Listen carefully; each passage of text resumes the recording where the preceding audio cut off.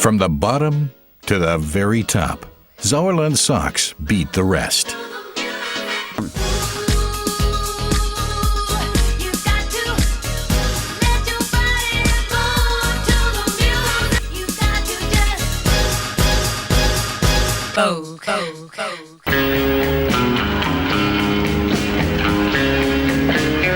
In the middle of nowhere, where time moves more slowly, Schmallenberg, a small town with 30,000 inhabitants in Hochsauerland, Germany, where the family-run business Falke has had its headquarters for over 100 years. Knitwear from the Sauerland is currently exported to more than 50 countries.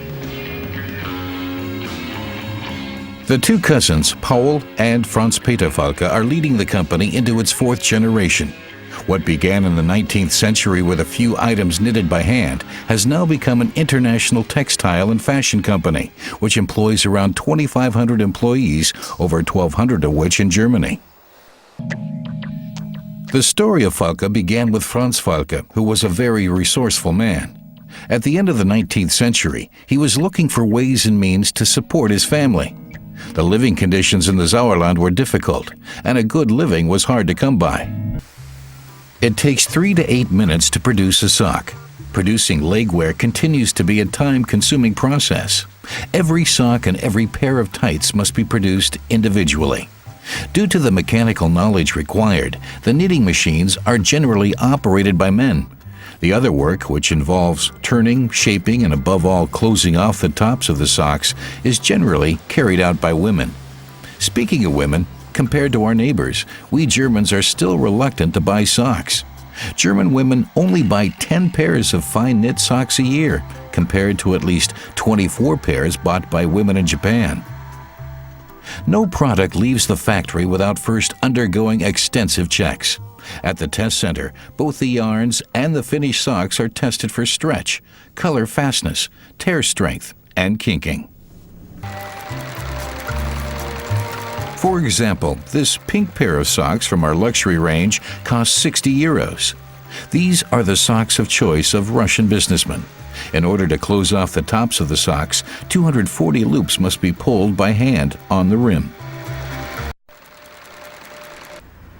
The war effort did not reach the Sauerland until later. Until then, the majority of businesses in Schmallenberg were able to go on producing goods. Falke continued to produce socks primarily for members of the German Wehrmacht.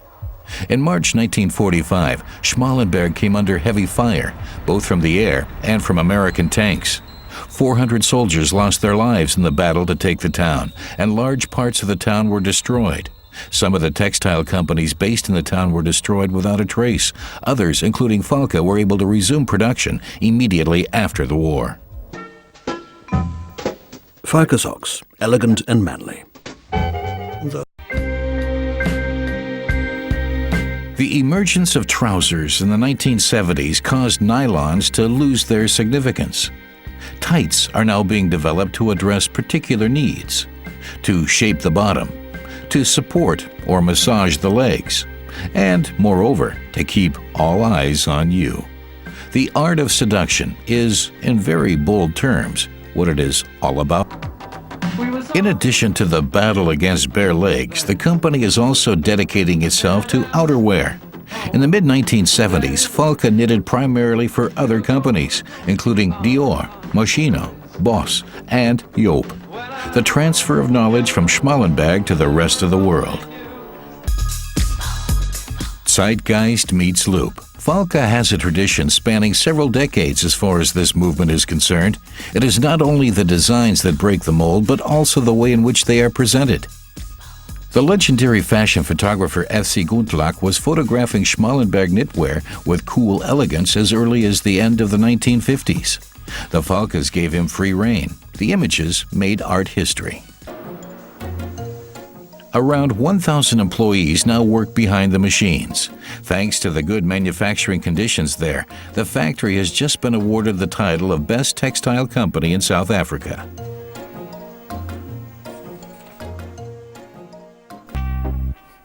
Mobility, fitness, and health. These are the slogans of today. Since 2004, Falke has been trying to appeal to a young, fashion-conscious public by launching its own sporty collection. The tried and tested circular knitting technique ensures that the socks fit correctly.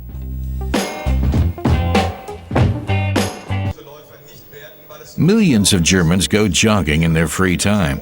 Falke is also not allowing this trend to pass it by. The fashion trends of tomorrow are presented in Florence twice a year. With almost 1,000 exhibitors, PT Uomo is the most important and largest menswear fair in the world. Here, it is more about networking than selling. At the Falke stand, everyone is pleased about the high level of interest.